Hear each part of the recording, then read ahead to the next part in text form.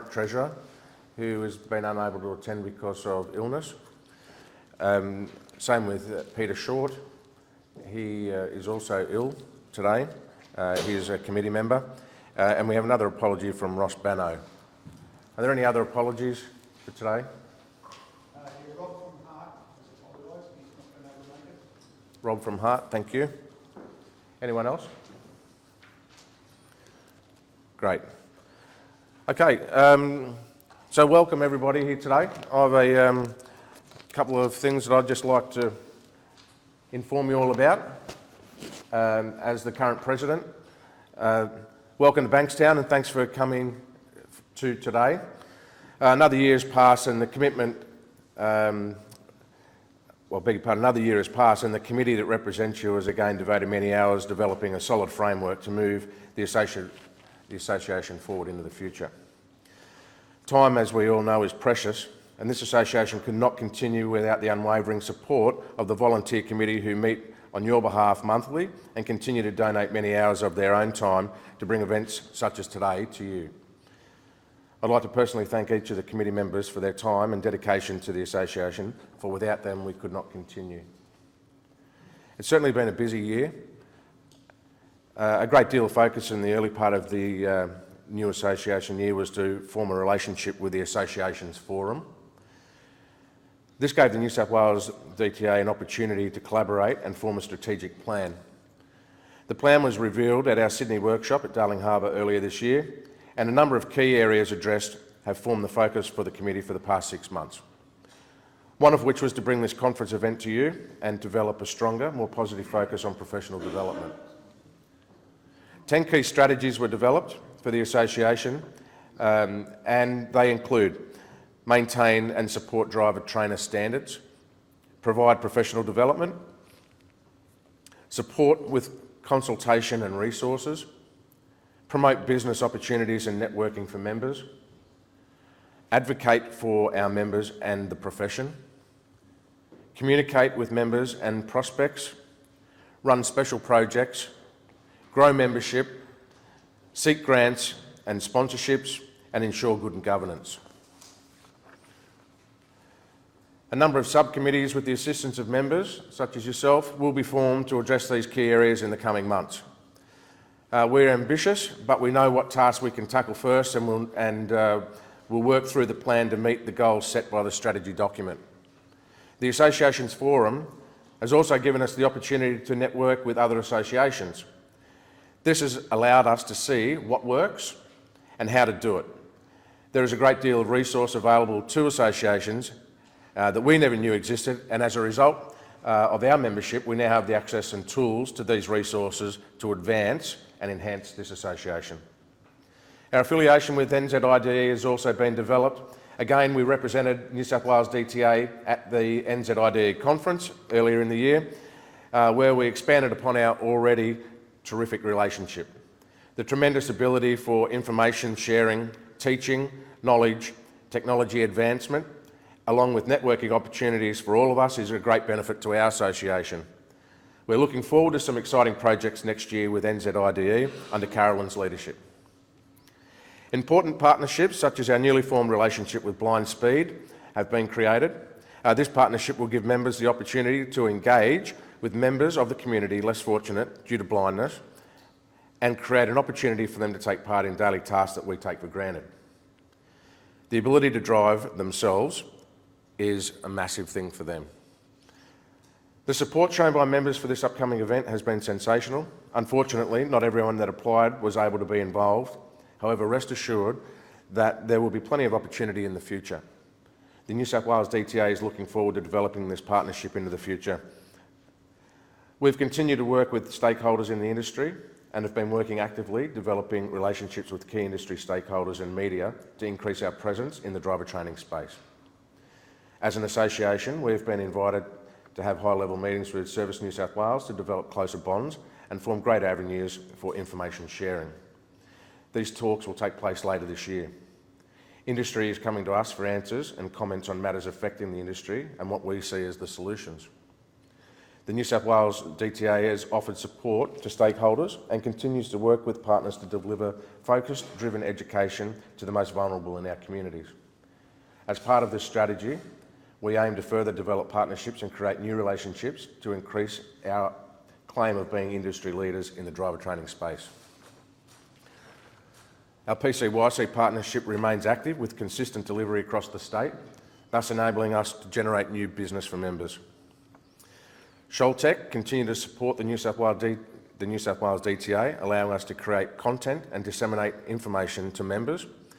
The back-end detail required to maintain both our website and communication is immense, and without the tireless efforts of Matthew down the back and Sholtech, this would not be possible. New South Wales DTA was again represented at the Australasian Road Safety Conference in Cairns this year. Once again, this was an excellent opportunity to obtain the latest in road safety and network with like-minded industry professionals. Our membership with the college has not gone unnoticed, and the New South Wales DTA representatives were sought out throughout the event. The membership asked for regional workshops, and we gave them to you. Unfortunately, some were not supported the way we would have liked, and this has forced us to have a rethink on how we deliver professional development across the board.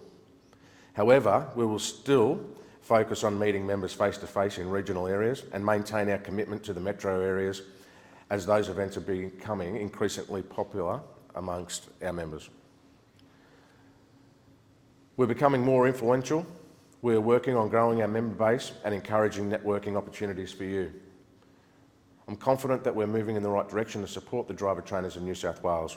And on behalf of the New South Wales DTA Committee, I thank you for your continued membership and support and hope you enjoy the rest of the day. Thank you.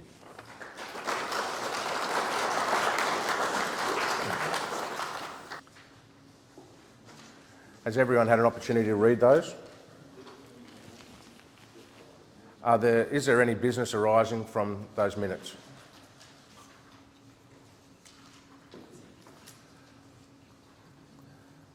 Would someone like to move to accept those minutes? Thanks, George. And seconded by Diana, thank you. Okay, President's report, I've already just handed that out to you, thanks very much. The Treasurer's report, you'll see that there is a two-page document, or 2 pages, on your table. John prepared this for us and again sends his apologies and says that he wished that he could be here to present this to you. Has everyone had an opportunity to read those, the financial report? Does anyone have any questions in relation to that document?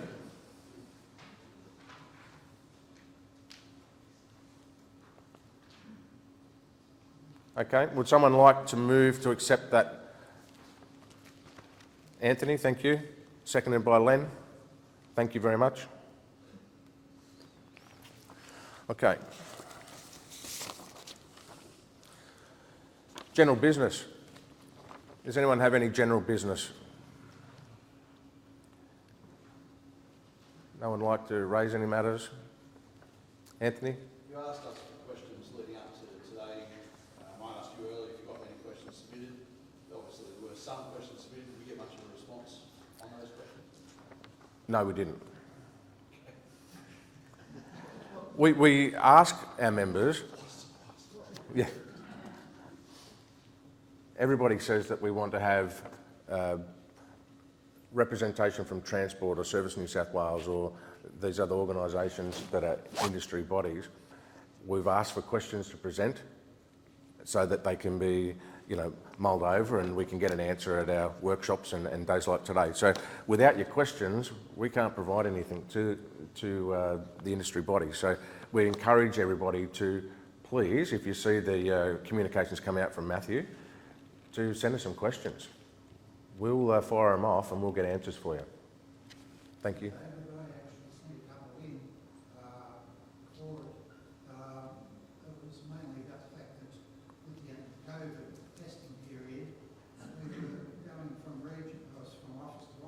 Each one had a different date for ending their COVID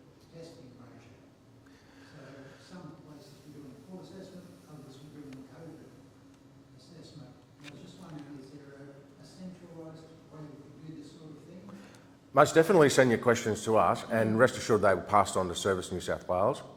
Again, we apologise for their non-attendance as well. Just answer that, the answer you've got back, and I think we've communicated this before, is that the service centres are essentially, for want of a better word, a franchise. So they can set the rules and the framework, but they have no control over when they implement anything. So the answer we get is when they do it. So, you know, in Sydney, I don't know of any that aren't back to normal. Some of the other areas in Sydney, does anyone know that they're still doing COVID terminations? No. So everyone's back to normal now. Supposed to be fully back to normal in October. Yeah. Yes. So, but that's the answer we get when we ask the question. They can put a directive out, but they have no power to make the manager of the particular service centre implement it at a certain time. So they just do it for a recommendation. They came out because there was 4 different offices and 4 different regions. 2 of those were in one of those. Okay, thanks. Any other questions or general business? Okay, well, we'll move on. What I'd like to do is to now declare all positions on the committee vacant. I beg your pardon? Yep, that's all been done, yep. So actually, I'll just ask Carolyn to come up and see us. You're going to help us with the...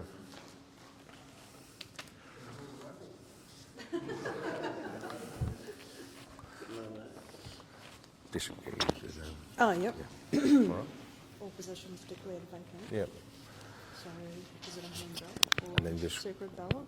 No, well, there's already nominations. Oh, so righty. yeah, all right. Yeah. Yep. Sorry. No, am I just saying this? Okay. 7 vacant positions? Is that what I'm saying? Yep, so just all positions are declared vacant Okay. and call for nomination with the nominations, Matthew. We've had 6 nominations come through at this stage, and those who have been nominated, been self-nominated, you can stand up. Dave Kennedy, you can sit down there. Christine. Guy. Peter Jude. And Peter Short, who has apologised. And the 6th one is Matthew Philpott.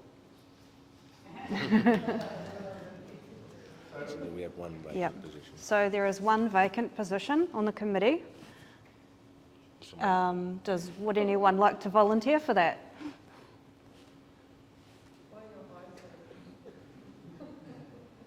I might be able to just add that there's, it wouldn't be an executive position.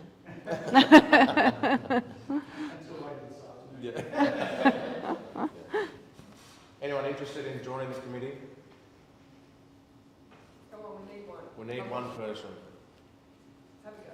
So at the moment, what you would be putting your hand up for is a Zoom meeting once a month, effectively maybe to be conservative, well, to be frank, an hour or 2 during the month, maybe phone calls or looking some things up or getting some information.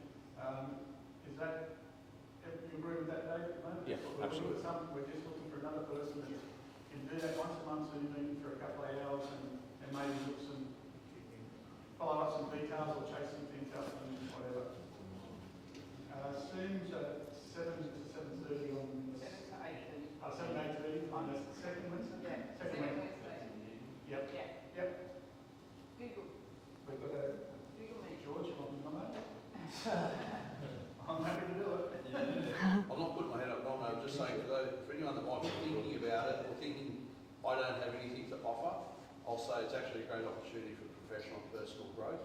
I know, like say Guy, for example, hadn't been in the industry long when you joined and has found her feet within it. And we've had other people at other times that hadn't been instructors for very long and then they joined the committee and they saw massive growth in themselves, both personally and professionally. So don't think you don't have anything to offer, you might have a lot more than what you think. I think Russell put his hand up while you were talking. You might end up enjoying it. George said he will accept that nomination.